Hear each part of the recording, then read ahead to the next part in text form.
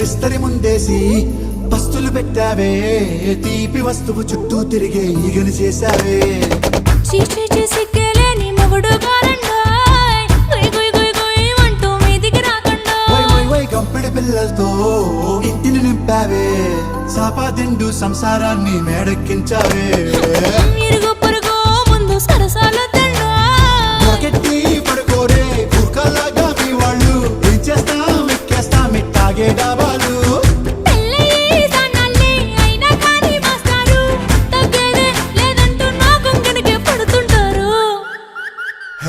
గోదారి గట్టు మీద రామసలక